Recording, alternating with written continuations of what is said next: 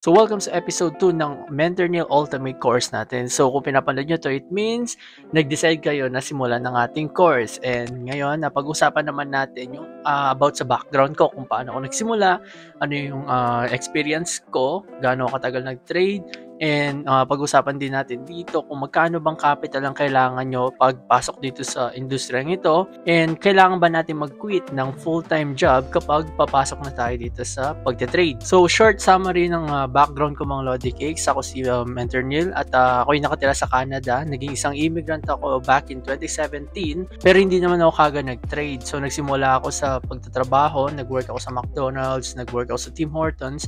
Marami ako mga fast food na pinasukan. And 2020, fast forward to 2020, nung nag-work ako sa Starbucks ay biglang nagkaroon ng pandemic. So, March 2020, bigla kaming na layoff. So, meaning tinanggal kami sa trabaho pero binabayaran kami ng government that time. And nung time na yun, mga Lodi Cakes, ay nasa bahay lang kami. So, nakakatanggap kami ng pera pero nasa bahay kami, hindi kami makalabas. Nung una, masaya siya kasi nakapagpahinga din sa trabaho kasi ako mga Lodi Cakes, yung tao na ayoko ng boss mga Lodi Cakes. Gusto ko ako, hawak ko yung time ko. Ayoko rin yung nagigising ng oras na hindi ko talaga gustong magising. So, ayoko ng alarm clock, no? So, yun yung katangian ko. That's why matagal na akong gustong mag-quit sa trabaho pero hindi ko alam paano or saan ako magsisimula. Then pumasok itong pandemic, no? Itong pandemic na to, nagbago yung mindset ko. Binago ko yung mindset ko na pumasok sa isang networking. So, nauso nun dito sa Canada yung networking ng Forex, and that time wala akong idea, as in zero knowledge ako about doon. Akala ko yung Forex is just stock market, no? Pero pinag-aralan ko siya. Tapos naka 1 month ako sa networking na yon. Napansin ko na doon sa networking, wala silang ibang ginawa kundi turuan tayo mag-invite for commission. Alam niyo naman yung pyramid scheme.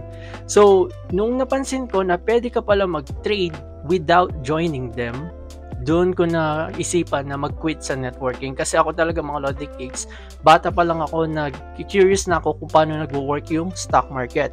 So, nung nalaman ko na pwede pala mag-trade without joining them, I quit the networking and I start trading by myself.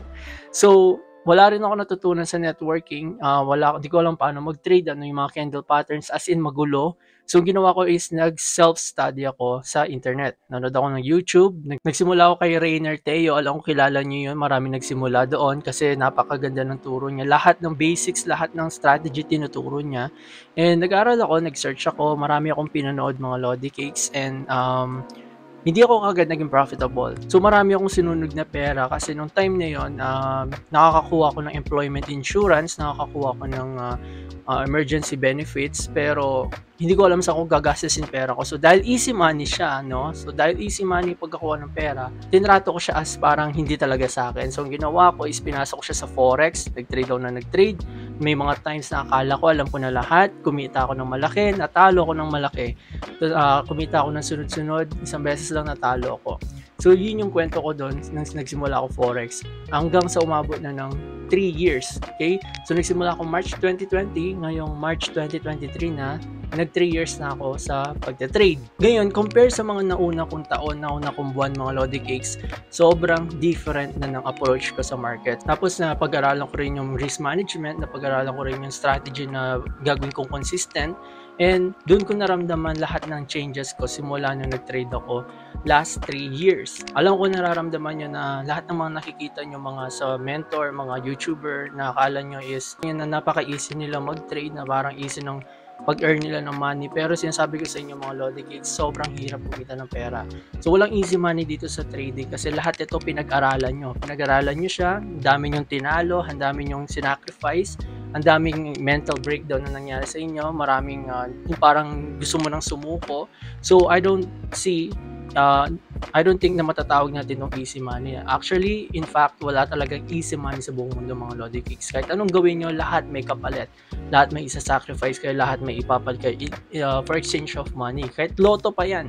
sabihin nyo manalo kayo ng loto ngayon, tanungin nyo sarili nyo ilang beses na kayo bumili ng loto, di ba? So sa masasabi ko ngayon, itong trading yung pinakamagandang choice na napili ko sa buhay ko. And ayun, right now napapanood nyo ngayon, sinishare ko to para may bigay kong inspiration sa inyo sa mga magsisimula pa lang. So ito lagi nilang tinatanong ng mga beginners is magkano capital ang kailangan nyo para makapagsimula dito sa trade. To be honest mga Lodi Cakes, ang pinakamagandang capital na pwede nyo simulan is dapat at least $100 or as of now na nire-record ko to, katumbas nito is around 5,500, no? Sa capital na kasi na to mga Lodi Cakes, mabubuo natin or magagawa natin yung tinatawag nating risk management or yung 2% risk.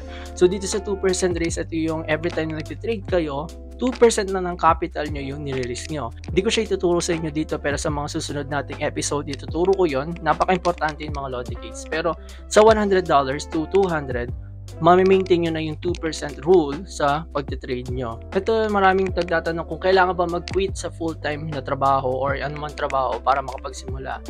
No, mga Lodi Cakes, you don't have to quit your job. So, ang gagawin nyo is, i-maintain nyo lang yung job na yon. Then, pag-aralan nyo muna yung market, gawin nyo muna siyang libangan, panoorin nyo, manood kayo, mag-aaral kayo. Then, kahit magti-trade na kayo, huwag nyo pa rin i-quit mga Lodi Cakes. Try nyo mag-day trading, try nyo mag-swing trading. Ito yung mga trade na hino-hold nyo or nasa higher time frame kayo tumitingin. Pero, huwag kayo mag-quit kasi kapag natalo kayo sa trade na to, lahat ng capital nyo nasunog as in blown out, then, mahirapan kayong bumalik ulit sa pagtitrade kasi una-una mawawalan kayo ng source ng capital. Sa inyo galing capital nyo, saan kayo kukuha ng income nyo, no? Saan kayo kukuha ng pera pang trade. So pag wala kayong pera dito, hindi kayo makakapag-trade. So that's why never nyo i-quit or aalisin yung mga other source of income nyo para lang sa trade. Mas maganda na habang nag-work ka, habang nag-business ka, ay doon ka magtitrade para tuloy-tuloy lang kahit matalo ka, may next time bawi ka, ipunin mo ulit yung capital mo, then trade mo ulit. Para if ever na meron din kayong mga kailangan, for example, yung mga necessity, pagkain, bills, mga sa pamilya nyo, sustento, so at least meron kayong may bibigay kahit hindi pa kayo nananalo sa trading. Yun yung isang way para ma-motivate kayo mag-trade lalo is yung unlimited source of income. Kahit ako mga Lodi Cakes, hindi lang naman trading income ko. So right now, meron akong YouTube, meron akong affiliate, meron din akong promotions mga Lodi Cakes. And sooner, magkakaroon din ako ng clothing line. So marami akong source of income na pag kinita ko yon, igagamitin ko siya pang trade para mas dumoble. No? So, hindi ako totally full-time trader pero hindi na ako nagtatrabaho. Wala na akong trabaho as in hawak ko na yung oras ko. Yun yung pinaka-best feeling na na-achieve ko as a trader and as a entrepreneur. So, for me, it takes 3 years para ma-achieve ko to. Pero sa inyo mga Lodi Cakes, pwedeng mas maaga, pwedeng mas late. Pero iba-iba yung timeline natin dito. Hindi tayo nagre-race, hindi tayo nakikipag-unahan sa iba. So, hanggat maaari is focus nyo lang yung sarili nyo, focus nyo yung progress nyo, focus nyo yung development nyo, and sooner or later, mafe-feel nyo din itong nafe-feel ko ngayon.